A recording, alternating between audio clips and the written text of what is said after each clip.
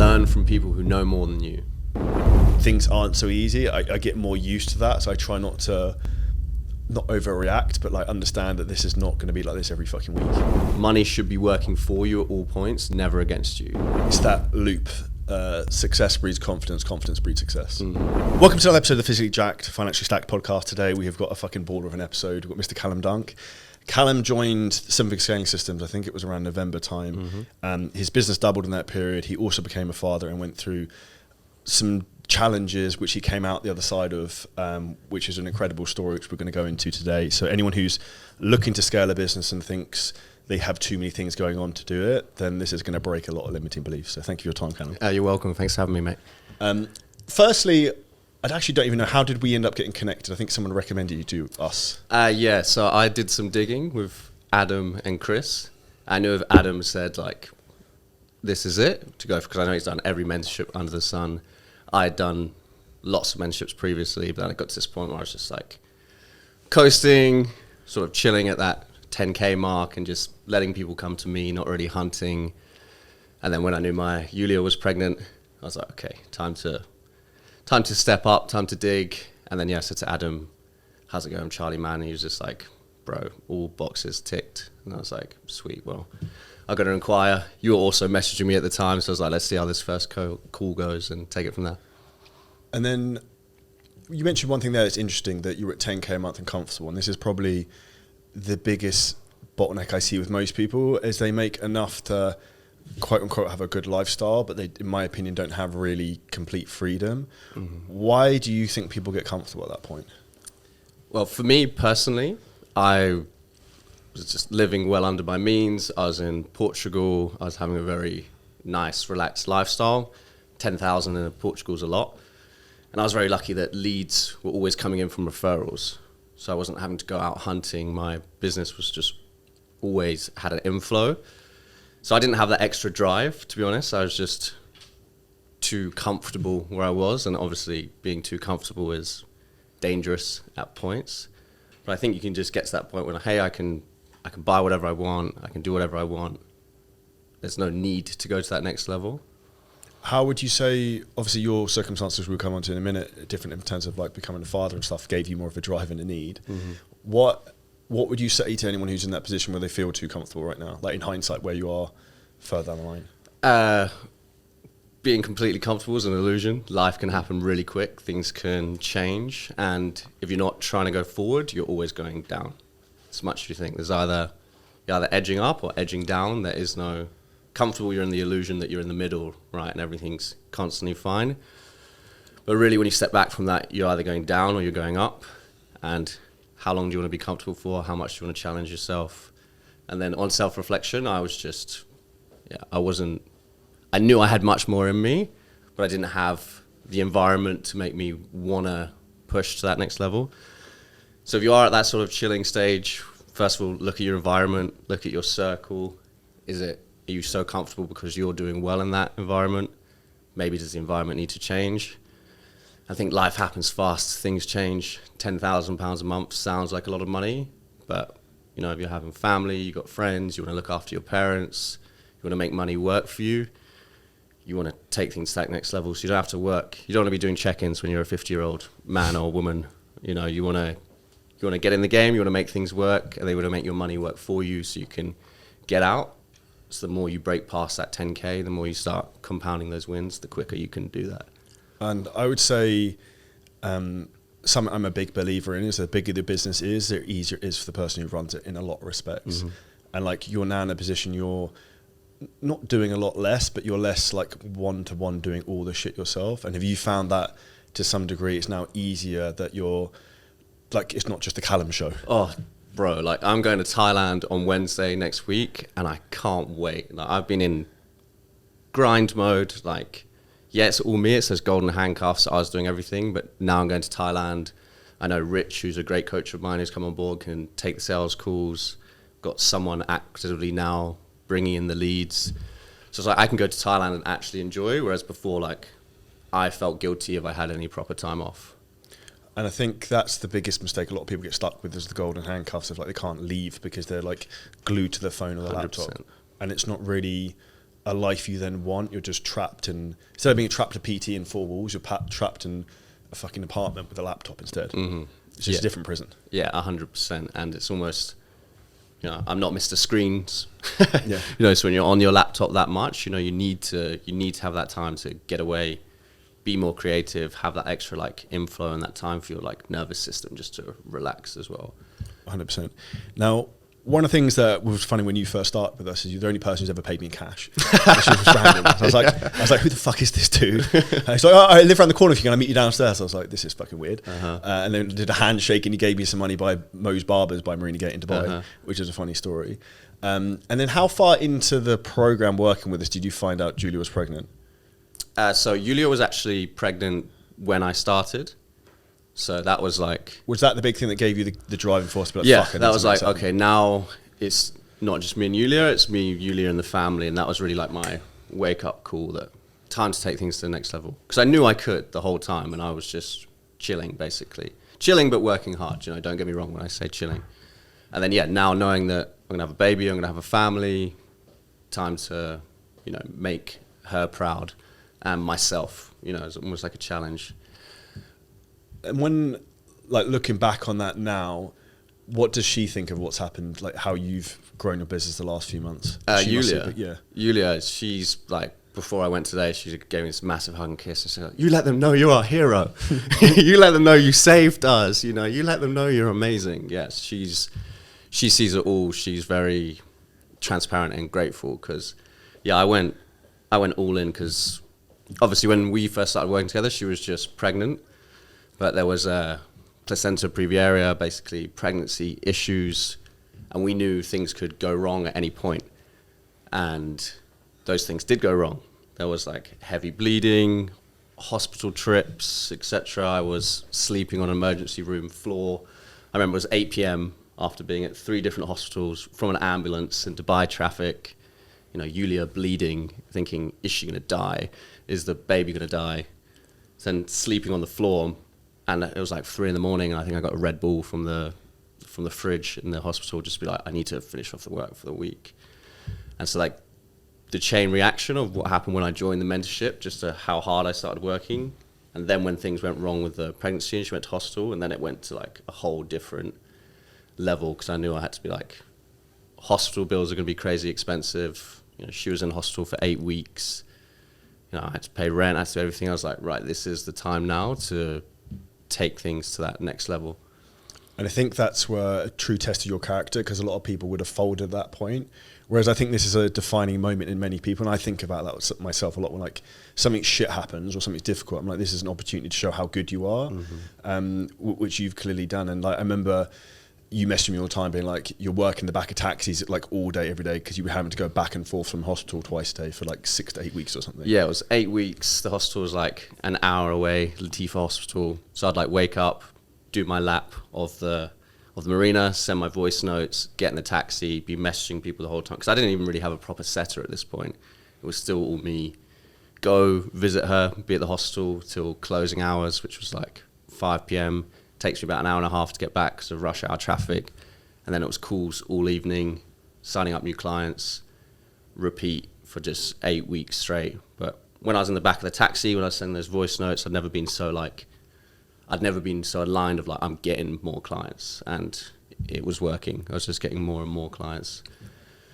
And I think that's what was funny when we first started. I think I laughed when I heard what you were doing because you were just doing nothing. And that's why this is so fucking easy. And I think the reason you've also done phenomenally well. It's like your business is really, like you get really good results. You're also what I like to call the attractive character, like you're in good shape, you're a good looking guy, you have a good lifestyle. Like that's what people want. So then when you start to actually market and then put sales in place with that, it then becomes really, really easy. Yeah, 100%. When I look back at it now, I can't believe how much I was just relaxing. I was very lucky that the core base of my business is coaching. I'm extremely personable with my clients. There's loads of communication. I get them great results. So that was just making the business grow itself through referrals. Referrals is still probably one of my main source of lead flow. But now with strategies in place, with marketing, proper setters, now going down the paid ads route in certain ways, things are just growing and growing. I think that's just a testament to how quickly things can then change from like where you are to where you are now, and then you're in a position where you have the ability to like have freedom and go and do more of what you want, but also like the big thing for me is when I have children, I want to be a present father that I can do whatever I want. And like, if I want to go on holiday for fucking 2 weeks and not do anything, then I can do that and be there, rather than being like, you're a bit shit at business, you're a bit shit as a father, you're a bit shit as a partner, because you've got this thing here you're worried about, you're a bit all over the place. Whereas the way I look at life is like, you have seasons of things. If you get your money, business, game sorted first, then the rest of it's easier to fall in place to some respects. Yeah, 100%. And that's my North Star goal right now is like, hey, I want to scale out for my time, for Sophia's time. Like, she rolled over for the first time yesterday. We're like, oh yeah, she rolled over, you know, like, and just like, she's changing so quick and I'm loving it. And it's just like, hey, I know this is what's important to me. I want to like take her to the driving range, want to go do whatever I want with her whenever I want, and just be that super present dad, because that's what I want to do and that's what she deserves. And I know I'm on the right trajectory to get myself to a point where I can do that, which is exciting. When you think back even maybe 12 months ago, do you think you'd be in the position you are now, where like you're a father, your business is like 2-3 times the size? Like, no way, bro. I'm walking around the marina with a pram and I'm like, this is a simulation. Like, this is still not my life. So it feels surreal in lots of senses, but definitely not. Even with the business, I remember when we first spoke, I was like, if I could get to that target, I'd be like, that would be unreal. Listen, you just said to me, aim higher. I was like, okay, sweet. So like the targets that I had in my head, you know, those big targets have already all been obliterated. And now there's just like, there's no more of those sort of business targets. And then, yeah, when it comes to being a dad, it was all a bit of a miracle. You know, Yulia had surgery on her ovaries, was told she was very unlikely to get pregnant. When she got pregnant, it was this amazing thing. The doctors were looking at her health records like, this is a miracle, you know, like looking me dead in the eye, shocked. So for that to happen was a massive blessing. And so to answer your question, a year ago, no, everything's completely different in a massive way, but an amazing way. What would you say when your daughter watches this maybe in 10 years' time? Your dad's a boss, man. Just that I hope she's proud. Yeah. You know, I hope she is proud. And her presence brought a new level out for me, so I'm grateful for her. And I love her so much. It's amazing watching her grow, and just like, I'm going to be the best dad ever. I know I am. So, yeah, be proud. I think that's also the beauty of things like podcast long form content, is like, this will still be here in like 20-30 years time. So like, yeah, it's cool to like think about. When she has children, they can then look back on this as like your granddad Callum, who did X, Y, Z, and like, this is his story, which is, I think, a cool thing that not enough people, like the big thing I think about a lot is like legacy. So like, you have something people can look back on, and that was who you were and that's what you do. Is that something you think about? 100%. And being that, you know, that transaction person in the family where things can change. I can completely change Sophia's life and Sophia's children's life and everyone else through everything that I do now. And yeah, I really feel that. I feel that responsibility in a nice way. It's like, I'm honored to be able to do this, and it's like something I know I'm going to do, and I'm like proud of it. So 100%. It's one of those things that people don't understand, that everyone listening to this, yourself, myself, you have the ability to be the one person who like changes your entire family's tree and like future by the decisions you make today. And I think too many people are too afraid to step out, like put the head above the fucking parapet, to like, they're too worried about getting it shot off and things going wrong. Whereas like, the way I've always looked at things is like, what's the fucking worst case scenario? Yeah. Like when I left my job as an estate agent, I was earning $100,000 a year, whatever it was at the time, and then I started an online business. People were like, you're fucking retarded, like, why are you doing this? But then the way I looked back at it was like, well, if it doesn't work, I just go back. So like, most people don't understand the context of like you have like a two-way door and a one-way door in life. Like a two-way door is like, you can walk through it, you walk back. One way is like, you go through this, there's no turning back. And I think that's where a lot of people procrastinate so long, that they don't realize they're making a decision with actually being indecisive, just not doing the thing. Yeah, 100%. And it's all about the risk equation. Taking risks is always scary, but anytime you take a risk, you know, you make it work if you care enough and you want to make it work. And that's what I see way too much with some of my own circle, and lots of people I know, they don't want to take that risk. They don't want to make that investment because it's a lot of money at the start or whatever it be, and it's just risk to reward. And everyone who I see doing really well and I admire, they know like, hey, I take a risk. If this comes off, boom, my 10x. If not, I can just regroup and go again. So it's like if you can ever have that 10x shot with a risk, take that risk every time. It's like I actually did the podcast I mentioned I did yesterday with Sam. We spoke a lot about crypto. It's like the one thing people need to not do is fucking like all in on like one thing just in case that goes wrong. You should never do one thing that's going to fucking put you out the game, which I thought was like, it's obvious, but not enough people think like that. But they also have, their psychology is so retarded that they don't understand that like money is a replenishing resource. You get more money come through every month. So like, provided you've got a job or a business or whatever, like you don't get more time though. So then like the most valuable thing you have is your time, and you're losing time with what you don't know, which is holding you back. And that's keeping you at making 10K a month instead of 30. And yeah, and lots of times it's what you don't know. And it just takes someone like yourself who's been in the position where it's like, hey dude, this is what's up. This is the path. This works. This doesn't. Okay, just listen. You know, if the proof is in the pudding a lot of the time. So it's not even that risky when you know that someone's, you know, they're walking the path and then, you know, they're walking the walk, they're getting it done. Just find those people, you know, and then go with that. And yeah, it's having that one thing. It's funny you talking about the starting the online coaching. I remember everyone thought I was a retard as well, talking on my phone. I remember I had this avenue in my head. I can remember it so clearly. I'm like, do I want to be this guy who posts on social media? You know, cons, everyone's going to think I'm a dick. Pros, I can like live my dream life. I can go wherever I want. Or I had like an opportunity to be a financial advisor. Another long story, but from some guy got into crypto and he's like, oh dude, like, and I had this whole avenue and I was like, fucking, who cares what anyone thinks? Potential for dream life, the whole point. And I remember so clearly having that like safe job, car, England, etc., wage, go all in on this and take the risk, see what happens. And thankfully it's just like, yeah, this is what it's about. What year was that? That was COVID, just before COVID, must have been. When I came back from, in COVID, I came back from COVID because of, I was in Colombia and I had to come back because of COVID. And I had like £7,000 that I was going to use to travel South America. Money I'd saved up from being an in-person PT. Came home, freezing cold, middle of lockdown, you know, fear-mongering, everyone in masks. I remember being at my parents' house and thinking, fuck, something needs to change here. And so I got their double garage. I said, I'm going to turn this into a gym. It was just full of like bikes and other rubbish. Cleaned out the whole garage, invested money into turning that into a gym. And I was a PT before. I had a pretty good reputation in my hometown. And then I was the only open gym in Eastbourne because everyone was shut. And I was doing 12 sessions a day, Monday to Friday. Got nicknamed the Shark Tank. Big up the Shark Tank if you ever hear about this. And so I was doing PT Monday to Friday, 12 hours, Saturday, 6 hours.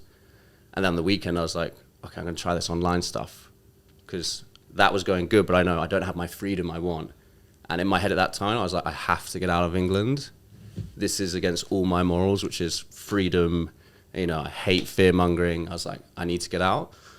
So then Saturday, Sunday started posting online, started reaching out as an online coach, started researching a lot into crypto. And then basically for that whole period, I think it was like 7-8 weeks, it was just, how do I get out of the UK? How do I make money online? And then, yeah, clients started coming in, did my first looking for 4 guys, 4 girls, etc. And I had like 19 clients come in. I remember I got to the airport in a 3-piece suit. No one was meant to travel at this point. All the roads were closed. And the police were at the airport and they were like, what are you doing? No one's allowed to travel. I'm literally in a 3-piece suit. I'm looking like James Bond right now. I'm like, oh, I'm going on business. And they're like, do you have any evidence? And I just got up all these emails of a Mexican lady. I was saying I was going to buy an apartment block. And they're like, okay. Got on this plane, me and one other lady, got to Mexico, no masks, sun shining, making money from my laptop. And I was like, I fucking did it. I'm out. Freedom. Out of the matrix. Out of the matrix, yeah. Out of the fear-mongering. That was against all my values. And it was that sense of, it was that fuck you energy. Where I was like, fuck this. this is not for me. I need to make a change. So one of the things I'm a big believer in that a lot of people don't necessarily like is like dark energy, like bad things motivate you. And that for me is like, I create competition in life, even if it's not real, or I create some type of pain sometimes to get me to do the things I need to do. Is that almost what COVID almost did to you in terms of like, fuck this shit, I don't want to be here, like locked down and have all these problems? Yeah, 100%. It was like, I was like, this thing's stolen me from my travels, you know, which was massive for me at that point. And it was just like, just intuitively, all of it felt wrong. You know, I went to walk my dog in the Downs, where it's like beautiful green hills, no one around. South Downs. Yeah. Police just come from the road. I'm thinking, they're not coming for me. Police come out, eat 2 roads, walk towards me, and they're like, what are you doing? I'm like, what do you think I'm doing? You know, beautiful with my dog, and they're like, you can't do this. I was like, I haven't seen anyone in hours. Now you're stood right in front of me. And I remember just being like, this is not for me. And yeah, just the gamify of just like, I know I need to get out, and I'm going to get out, and I'm going to do whatever it takes. Do you think not enough people are willing to do what it takes? Because I see a lot of people who just generally in life, not even necessarily on my coach, are like, they dip their toe in the water of like getting in shape. They dip their toe in the water of starting a business. They dip their toe in the water of becoming an online coach, but they never like, for me, I've always been like, I'm all in, like, rather than like, oh, just try it and see. Yeah, 100%. It's one of these things. What are your values? What do you really want? And then if you really want to do something, you have to go all in, because otherwise nothing else is going to happen. So I think it comes from people thinking they want something, but unless you really want it, because you got to go through the shit, you got to take the hits, you got to have the tough times, and if you really want it, that's all part of the process. Any little edge forward, you can keep feeding into that. But if you don't have your values clear enough, it's hard to push through because everyone's shit at the start, and if you don't have that big enough why, as soon as you get shit, you'll just be like, oh, I'll just go back to my 9 to 5 or whatever it may be. But everyone's shit at the start because you've never done it before. And this is what I also like explain to people is that if someone who's a professional footballer, when they first clicked on football, they weren't any good. When someone who's a great singer, when they first sang, maybe sing's a bad example, but like maybe like playing the guitar or something, you don't know how to do it without someone teaching you, right? Like you're never going to be world class at the start. It takes like time. And I think the big thing people lack is the patience and resilience. I've done so many businesses that have failed. I tried Forex trading, fucked that up. Yeah, I've literally just started with gold. Yeah. Bro, I just do crypto. Forex trading, I started a CBD company with someone I used to work with called Herb Guru, which was a fucking pain in the ass. So I've never do anything in terms of products again. But I did all these things that didn't work. And then, but eventually it leads you to the one thing that does work. And I think the problem is, people get put off too much because they fail doing one thing. They're not willing to keep trying and testing new things. It's the same as almost like Facebook ads. Like 8 out of 10 Facebook ads will lose you money, but then maybe 1 of the 10 makes you 50 times back what you lost on the other ones. And it's the amount of return, like risk to reward ratio of like, how much can I make back versus what's this costing me? Yeah. And am I going to keep digging? And it's like what Alex Hormozi says, like the only time you fail in business is when you quit. Because if you keep persevering, there's no way you can fail. Because if you just keep trying, you will make it work. Things will compound. It will work in your favor. So it's just going through the harder times and enjoying that. When it's building your own business, like you should enjoy the struggle. You should know, like, fuck, sometimes I'm going to have to really dig deep here. And it shouldn't all be easy, or else if it's super easy, it's not worth it. Well, nothing that's easy is worth attaining. And I'll ask you a very strange question to ask. Part of you, in some respects, looking back, like obviously other than your partner was suffering, did you enjoy the phase of like grinding, working really hard, even though it was really fucking stressful? Oh, 100%. Because I was like, I can fucking do this. And I was just like, I joined the mentorship and I saw people killing it. And I was like, if they can do it, I can do it. And yeah, it was just like, I could feel myself evolving, and not just, financially, but as in like how committed I am to getting something done. So it brought out a level of me that I could sort of feel was in there, but it took me to that place. So yeah, I enjoyed it. And, you're taking calls at 1 a.m. Dubai time, and you've already been on 5 calls before. You're getting up at 6 o'clock in the morning, but I took myself to that place where I was like, I can do this. This is each step in the right direction is compounding, keep going. It's that loop. Success breeds confidence, confidence breeds success. And I think, again, it comes to getting started. And I think I look back now, like some of my fondest memories are when I sat in my fucking garden shed office with no heating. And it was like with a woolly hat on and shit, like fucking my laptop, like building everything. Of like, that was actually the most fun times. And I think, like you see, I'm smiling now, I think about it. It was just cool when I look back on it. And I think not enough people work hard enough and they don't have those cool stories to tell. And I think when you're on your deathbed and you're older, you're like, I think a lot of people will have a big regret they didn't really try hard enough. Yeah, 100%. It makes me think when I first started online, I was in the Shark Tank, it was freezing cold, just on my laptop, just like, you know, laptop that I never had before, just like, oh, you know, doing the first post or whatever, and just feeling like, okay, this is not me. This is so everything I'm not used to, but I'm still going to make this work. And then enjoying the like change, because I was always the in-person coach, super dyslexic, feeling like online, no way, couldn't do that. You know, random limiting beliefs you put in your head. And then when I started doing it on the weekend, it started picking up, and it's like, you know, just figuring out, getting over that one hurdle, then the next thing, it's like we said, then the confidence just starts to snowball. It's interesting you mentioned you're dyslexic, because so am I. Do you find, like you mentioned you had limiting beliefs, what are the things that broke those for you? One, I always, this sounds silly to say, but I'm going to say it anyway. I always known I'm dyslexic, but I always know that I'm better at other things that people aren't. And I always knew that was going to work in my favor somehow. Just didn't know how it was going to play out. I just knew it intuitively.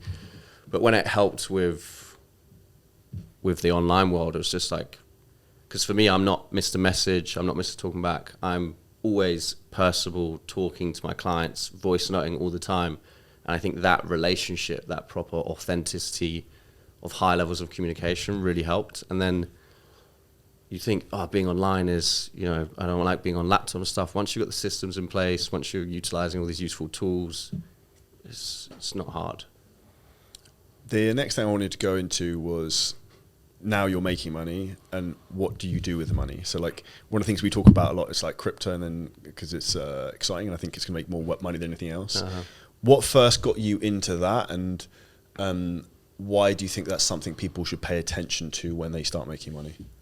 So what first got me into it, I read Rich Dad, Poor Dad when I was like 17, 18, and I remember on the first page it was like, do as much as you can to avoid paying taxes, and then the line says something like, each pound is a worker for you.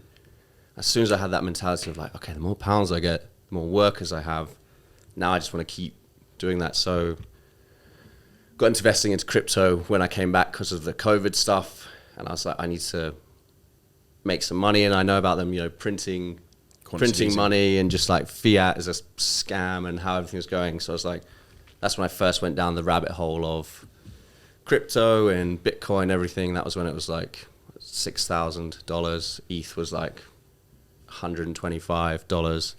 And then just started educating myself on it out of general interest. But investing itself is, something, after I read Rich Dad, Poor Dad, I was like, this is it. This is the matrix breaker. You know, inflation, holding money in the bank is the least smart thing you can be doing with your money. So ever since I've had substantial amounts of money, all of it's working. Like right now in my bank account, I don't have much liquid cash, but I've got all sorts of things going with property bonds, crypto, stocks, etc., investing in new startup companies. I just really enjoy it, and I see it as the way of, this is the way to make more money when I sleep, and this is the way to buy back my time so I can have more time with Yulia, my family, Sophia. You mentioned Rich Dad, Poor Dad. I personally liked Cash Flow Quadrant. I think it was a better book. I think it's his second one. It's sick. I'll send it to you. It's really good. And I think in that it also explains a lot in terms of like, people don't understand the difference between assets and liabilities. So like a very common British thing is like, you have to own the home you live in, but that's a liability. It's not an asset because it doesn't pay you anything. It might appreciate, but then if you also took that money and put it in another property that pays you income back, that would also still appreciate. 100%. Which I think is where people they have this ability. They don't have this ability to like take the brain out of being like warped by society, that you have to have the fucking house with a mortgage, the 2 kids, you had to go to university, you have to have the dog, the cat, and all the standard like white picket fence bullshit. Yeah, or like a Mercedes to sit in traffic, and it's just like, that any car is going to get you there A to B. People make their first bit of money and they put it all in a car that's a depreciating asset. And like, dude, if you had the patience to wait 2 years, you could have had 2 Mercedes. I remember when I was first getting into investing, I'd look at everything that could be bought, and I was like, how much of my time is that worth? And then how much could it be compounded? And I was just gamifying everything with myself, right at the start. This is when I didn't have much money. I was like, okay, well, this is not going to help the game of compounding. I'm not going to buy that. And just always been well under my means. I'm not a very flashy guy. I'll always be well under my means. But knowing that there's assets working for you, all points, is really grounding, because there's always, hey, I don't want to work till I'm 50. No way. I want to retire at 35 if I want to. And that's possible because of assets. And without that, you're just in the loop. You're in the trap. What would you do if you retired at 35? Definitely start 35 in December. Yeah, I would go ham on the Muay Thai. I'd do loads of yoga, and I'd do another business. I think it would still be something with coaching for sure, because I love it. It's what I've been doing for 12 years, something with people. But yeah, I'm not sure. It's interesting you say that, because I remember I've done a lot of work with like psychologists. I remember I spoke, not that I'm insane, but sometimes. And we have moments. I was probably 32 at the time. I was like, this is a goal when I'm 35. I want to have X, Y, Z. I want to make this much money. I want this to be my net worth. I want to be able to do X, Y, Z. And he's like, what are you going to do then? Mm-hmm. And he's like, you're going to get bored doing it. What are you going to do? It's like, start another business. So it's like, why are you doing all of this? And I was like, it really made me think of like, cool, that's an interesting thing to think about. And a lot of people don't think far enough ahead of like where they're going and why. Mm-hmm. And I already know that I will never stop, because I enjoy the process in the game, like regardless of the money, because even at a certain point you don't like, it doesn't really make any difference, but it's more of a scoreboard of how much value you can give to the world and how much you can help people. And I think that's when people get really good at the craft and they master it, is because they fall in love with the process and not just chasing quick money. Yeah, and it's just having that impact, being like, hey, no, I can actually help and I want to help. And that's, again, if it aligns with your values, it intrinsically feels right, you'll just do that and things will merge. In my head I've got like, I could retire and just live on a farm and have 3 dogs and grow my own vegetables and stuff, but even I know that would be good for a bit. But again, the game is like, same with investing, same with running a business, is it gives purpose and it gives power. And I think a lot of the time as men, when we're having that forward momentum and we know that we're moving forward, making progress, making a change, that feels good. So obviously you want to keep feeling good, so keep building positive momentum. Yeah, avenues may change, how it looks may change, but in the end it's going to be the same thing. It's building something, growing, nurturing it, and having an impact. And I think for anyone who's listening to this, if you probably think back to times you were maybe least happy and most happy, you were probably least happy when you were most stagnant like in life. So if you feel like your business is hitting a wall, or you're not seeing progress in other areas of your life, like relationships or even your physique or whatever it might be. But for me, rightly or wrongly, I'm happiest when I feel like I'm crushing it and moving forward really quickly, because I feel like I have momentum and impact. I think when you get that, I feel like in my own life, I've had phases where I feel like I walk on water and I could do fucking anything. Mm-hmm. And then I also know from being around the block now long enough that those phases are going to come in seasons, and you're going to have a period where there's going to fucking shit's going to go wrong and you'll have challenges. And it's being open-minded and willing enough just to keep going, accepting that's going to happen. Yeah, and knowing that's part of the process.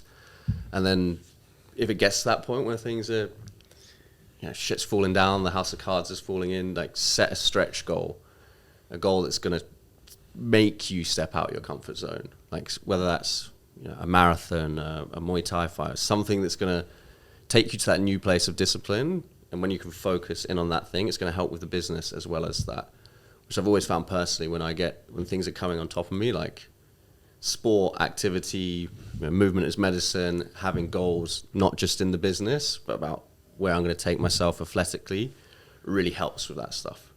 100%. I also think anyone who's listening to this, for your fitness coach, which probably 90% of this audience is, the fitness coaches who do the best are generally the ones who look the best. Like whenever I've spoken at any events, and like people who are generally speakers are generally people who probably make the most, they're generally the ones who are in the best shape, which is why people buy into them as like the attractive character, like I said earlier on, because fitness isn't really easy thing to sell on social media, because like dude's jacked, he's in really good shape. I want to look like that too. Maybe I'll message Callum. And that's where people struggle a lot of time, because they don't think enough about becoming the person who can have a really successful business. They think about having a successful business. And if you focus on becoming the champion before you are the champion, it's a better framework to think about. Yeah, focus on the person, and the people and the profits will follow. So if you're like being authentic, you're getting after it, you are that role model, the people and the profits will see that, will follow. In terms of, to go to more crypto stuff, where do you think the bull run will finish? Or I think it's going to keep going into 2025. I think the market's going to be flat for a month or two. So 2025, if you're following market cycles, and every time there's like, this time it's different, this time it's accelerated, or this time, market cycle wise says around October, September 2025. Jesus, like ages. The peak. Yeah, there's normally at least a year and a bit from the halving. So still a long way to go, but I know myself, I want to be well out the game before it even gets close to that. So I watch things daily. I know what's going on with Bitcoin, the rainbow charts, etc. But for the peak, yes, October, September 2025. Don't listen to that and hold all your money if you're someone. Get out early. The point of the game is to get out well before that. But that's when I reckon, yeah. And I think I've told you this before, but I not technically lost, but I was down like 200-300K from the last bull run, where I had loads of Solana that got up to like 250, 260, and then went all the way down to like 10. Yes, the worst of that. Yeah, and then I just started buying it again at 10, which in hindsight, fuck, I should have bought more. But like, there was a valid question at that point whether it would go to 0, and I was like, if you bought it at 250, and I was like, if I buy it at 10, it's like, there's not really a lot of risk here now. So it's like, you might as well. And I think that's also where you learn from experience in life, and from me almost having PTSD from what happened before. Like I've said to you loads of times, is like, I want to be out really fucking early. So like, once I hit my goals to like minimum 2 million to be out, like I think like we said the other day, like putting stop losses under that if it drops back, so you're just out if in case 100%. Shit hits the fan. Yeah, they say first bull run you get stung, you learn your lessons. Second bull run you can make life-changing money if you play it right. And again, it comes back to what we were saying about before. 95% of people lose money in crypto in their first bull run. But you can lose all that money and you can learn the lessons, and you can stay around for the bear market and make life-changing money, or you can think, oh, sod this, I lost all my money, get scared and come back out, and then not have that chance. So it's the same thing like what we were talking about business. Like sometimes you need to fail forward to learn loads to then be able to smash it next time round. Like with crypto, last bull run I lost, and this was loads of money to me at the time. On Luna, I lost $110,000 in 24 hours. I had all my mates messaging me like, are you all right, Cal? And I remember just being like, yeah, this is fine. I still made money. I've got less numbers and screens, but now being like, okay, well, I know what to do next time. How did that make you feel at the time? It's actually pretty funny. I was back in the UK at my family home. I remember being en route to the dentist, because I hadn't been to the dentist in a while, and watching it crash to the floor, parked out the dentist. I just thought, fuck this, I'm not paying for a dentist. So I just lost 100K in 24 hours. I'm going home. But yeah, it felt okay, because on Luna I still made £12,000 from £1,000, but I could have made way more. So I was like, you're still in profit, never staking a coin again, basically. I think there's also a lot of lessons that are learned from that, and I think that way I think about things like that is like, it's better it happened now at like 100K instead of 1 million, and like your ability to make decisions going forward are better because you've had that experience you've learned from before. And I think that also means that when there's more zeros involved, you have more skill to be able to make a better decision. And like when you're looking at investments and what you do with your money, it's all decision making. Yeah, 100%. And at that time for me, it's just numbers and screens. I didn't feel real how much. I had coins 100xing, multiple of them. And now with, people happy with 15% a year or 7% on stock, when you can actually have that realization of, I'm a bit older and wiser now, like, wow, I know what I could do with this money to make it compound and make even more money. So risk tolerance, still very high compared to a normal person, but it's just the understanding of, okay, that set number, this is what that set number can do with another investment to get me to that number safely. And that's the way I'm looking at crypto now. It's just like, it's a tool to make substantial cash, to put in safer investments, to give me passive income. Yeah, same thing I do. Is like have high risk as crypto to then put into real estate to give me back passive rental income, and then just repeat the loop until you complete the game and do something else. Yeah, 100%. And crypto is that golden opportunity. There is no asset like it ever. And I remember I got so many of my friends into it last run. I was like, guys, like there's nothing like this. One, Bitcoin's been the best performing asset in the last 10 years. And when you understand at the core level of what it is and what it's doing, it's like, hey, everything's going that way. Everything's going Web3. Everything's going blockchain. Everything's going down the technological route of life. So it's like looking at the trends of the world and being one step ahead of it, being with it. And then once everyone starts knowing about it and everyone starts talking about it, start getting out. It's when you start, actually even happened to me recently, maybe like 4 to 6 weeks ago, where the market was like at its recent high. Loads of people started messaging me about crypto, and same to you, and I was like, is this a sign that I should then jump ship, and then the market pull back a bit? But yes, yeah, especially with crypto, that is definitely one of the signs. When all your friends you haven't spoken to in a while, people that you know, start being like, oh, how do I buy this, or what's going on with crypto, then the alarm bells should start ringing. Yeah. What for you do you think financial freedom looks like now? Do you have a target you want to get to? I have a clear target that I want to get to, hopefully this year. So I don't mind to talk about the figures. I'm hoping to get 600,000 from crypto, put it in a 17% property bond that makes me 102,000 passively a year. That's safe, that's backed up, and that's, £8,000 a month. And knowing that I had that completely passively, that would technically, for the lifestyle I live and the lifestyle that I'm happy to live, would give me financial freedom.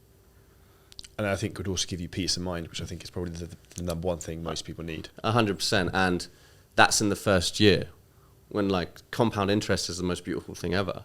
So if you just don't touch that same amount, so say if it was 600, it came back as 702, if you just did the same thing again, it's just multiplying on itself. And that's where money becomes a force multiplier. And an interesting thing for anyone to do listening to this, if you Google Warren Buffett's net worth over time and look at a graph, crazy, yeah. When he was like 32 to 34, I think it was worth like 2-3 million. And you look where he is now, you're like, fuck. And I realize that more now in terms of the more you accumulate, the quicker it grows. And I had a week, I think in February or something, I made like 400 grand doing nothing. Where like a load of properties I bought got revalued and got up 200 grand, and then the market in crypto pumped and I got a load of money for that. And then but like I said earlier in terms of things, you have phases where everything's really fucking easy, and then you also have phases where like things aren't so easy. I get more used to that, so I try not overreact, but like understand that this is not going to be like this every fucking week. Yeah, 100%. I think that's just comes from experience and confidence. I remember me and you talking about this. We're like, hey, this could all happen with crypto, or it could all go to the ground. Even if it goes to the ground or went to zero, we're still absolutely fine. We're still going to be doing well. But but once you've been in the game a bit and you can see the market cycles in crypto, you see 60, 80% drops. Now I'm like, this is time to get excited. It's more exciting than the pumps, whereas before that I'd be like, going pale, heartbreaking sort of thing. Well, that's why actually I hope it stays down like this for 2-3 months, because then I could just buy more. Yeah, 100%. And it's like we were talking about earlier with the time and investing. Like that's something I wish, why did no one tell me any of this stuff? Like I've found this all out off my own back, like from reading those books. But now I know, like, hey, with Sophia, she's 5 months old. I'm putting £100 into a stocks and shares account for her every month, £1,000 in her first year when she was born. And now I know, hey, by the time she's 21, I can be like, this is what I've done for you. How much does that work out when she's 21 roughly? I don't have the exact figures, but it's going to be like something like 28,000 or something. I think something like that. And that's without all the compound on top of it. I'll be like, hey, so this is what I've done. This is how much it's worth now from what I've put in. If you don't touch this and you wait till you're 35, it's going to be worth this amount. It's probably like 200-300k by that point, I guess. I don't know if it's quite that high, but it'll be very substantial. And then it's just that lesson of, hey, time, compound interest, making things work for you. I think the big thing with that as well is that people don't understand, particularly if you're younger. Like some of the coaches we work, I'll give an example. Troy Sutton, I think, is 19. He's making 40,000 euros a month. Yeah, wild.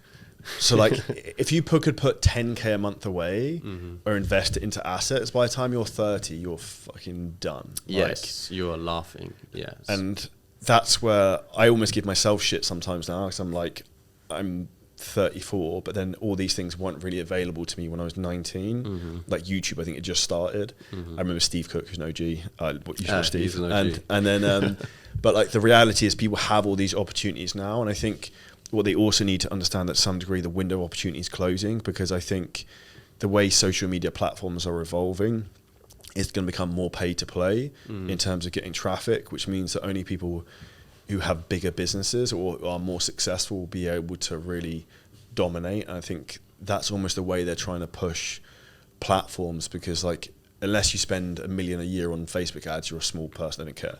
Like, and that's for them, their goal is to have less people running ads, but more people spending more, if that makes sense. Yeah, 100%. And it's going that way, and it's also going to go at some point, like, if people don't think AI is going to make a massive, massive difference to every industry, they're just wrong. And that's when it comes to coaching. Of course, that's off the ads, but I'm like, this is where it's even more important to be a personable person. Let your clients hear your voice. Let them know that you're coaching them, because if you start just getting caught up in the whole just programs and nutrition side of thing, you'll just get washed away with AI and all the other normal apps. So I think just being that person of influence who's actually, you know, a coach, and who's got coaches who can coach and be on a personal level, then you'll be okay with that. And again, yeah, it's the pay to play. It's the attention economy, isn't it? And whoever masters the best at getting the most attention is going to get the most leads, is going to grow the most. Do you think we'll ever see a world where crypto will fully replace fiat? I would not be surprised if we saw a world where Bitcoin was the global reserve currency. Yeah. Global reserve currency. Yeah. And if that happens, we win. Because I already think I obviously hang around with those type of people sometimes anyway, but I know a lot of people who are really wealthy who keep all their money in Bitcoin, like 9 figures worth. And I said to you before this, like, one of my bank accounts has been flagged because I transferred loads of money into it. I'm like, it's my own money from my own fucking bank account, and then now I'm having to answer like all these stupid questions about where this has come from. Whereas if you just use cryptocurrency, it's like there's no problems. Yeah, and it's all transparent. It's all on the blockchain. Everyone can see. There's no mischief in terms of like what's going on here. So, and yeah, it's a finite asset. There's only ever going to be 21 million of them. So that in itself, knowing that it's a finite asset and there's, you know, it can't be manipulated, that in itself already makes it a better store than gold, and everyone knows cash can just be printed, inflation, etc. So I would like to hope it could be, but at the same point, I wouldn't trust if governments just like, you know, shit on that somehow, because that's what they do, right? What would you say to anyone listening to this who's a parent also who wants to maybe grow a business, but they're reluctant, whether it's maybe too risky as them a parent to do? Depending on context, but if you're a parent and you want to grow a business, the time is to do it is right now, because if that business is going to give you more time, more freedom, more capacity to be the parent you want to be, then grind. Know that you're going to have to go into monk mode. Know there will be a period of hard grind, but to get through that, then you can potentially have a more fluid life with more freedom and time to be a more hands-on, better parent. Do you think that you being in Dubai has helped that? 100%. Yeah, when I was in Portugal, I was living with 7 other people. We're all in the same house. We were all online coaches, but in different fields. And you know, not in an ego way, I was doing very well out of those circle of coaches. So I didn't have that extra like drive. Whereas when I came to Dubai to set up my business and end up staying, I was like, you know, small fish in a big pond. And then, you know, eyes opening more, and the more realization that, okay, yeah, this is actually what I need. I need to be stimulated in an environment that's going to help me grow, instead of, you know, being more on that sort of relaxed side of things. Do you think you'd ever move back to the UK? To the UK, I haven't lived in the UK for a long time. So no. At the moment, the way things are looking, I don't see why. Obviously, I love my family, I love my friends, I love going back to the UK and visiting, but to to have the home, have the nest. For now, I don't see myself going there. No. Do you think there's anywhere else in the world that's better than Dubai as an option? To have a family home? To live, run a business, have a family? Depending on what stage of life you're in, to run a business, to be inspired and to work hard, Dubai is the best. Because everyone around you is focused, driven, and the no tax thing, you work 10 years in Dubai, that's like working 20 years back at home, let alone without all the extra drive, the network and the everything. Compound effect on that money. And then, yeah, exactly. And then back to, okay, time is the most important thing. If you can compound that money, it then halves again to 5 years. So for like growing a business, Dubai is amazing. When it comes to with a family, I don't know yet, because obviously still very early. But in my mind, I've still got Portugal for family. I want the land. I want to be able to surf. I want the 3 dogs. I do want to grow their own vegetables. I want to be a little bit more off grid, but seasons of life, for now, this place is perfect. To finish up, what would be your best 2 pieces of advice? 1, for someone to help them grow their business as an online fitness coach, 2, to achieve the financial freedom they want. So to grow your business, learn from people who know more than you. The more you learn, the more you earn. If someone's walking the walk, they've done it and they've helped others, pay them for their knowledge, because the knowledge obviously works. So it's exactly what I did with you. Just mentorship, learn things that you don't know, implement, get done. You can take your business to the next level. And then with financial freedom, is be smart with money. I see so many people who don't learn enough about finances or give it the attention it deserves. They'll just as soon as they start getting money, they're like, I'll get a financial advisor who charges me a 4% fee and rips them off. Who takes 1% of my profits, but he's a financial advisor, so I'll just give him my money. Learn about finances, investing, percentages, returns, and then make educated decisions. And just think money should be working for you at all points, never against you. So if you've just got money in your bank sat there, sorry to say, that is just wildering away. That is just melting. All money should be working for you. You mentioned investing. Is there any books you'd recommend on that? You mentioned Rich Dad, Poor Dad earlier. Rich Dad, Poor Dad, The Psychology of Money. It's a great book. Also, The Slight Edge, Atomic Habits is great. There's one just called Compound. Yeah, definitely those. So Psychology of Money would be number 1. And then Rich Dad, Poor Dad. And then The Slight Edge. And then if you used each 3 in together, that's a strong front 3 and they can all help each other. 100%. Big thank you for your time today, Callum. Really appreciate it. A very inspiring story. For anyone else who's looking to scale their online fitness business, if you want to go to the next level and have success like Callum does, hit the link below this video and you can book in a free call to find out how we can help you. Make sure you subscribe to the podcast, leave us a 5-star review, and see you next episode very soon.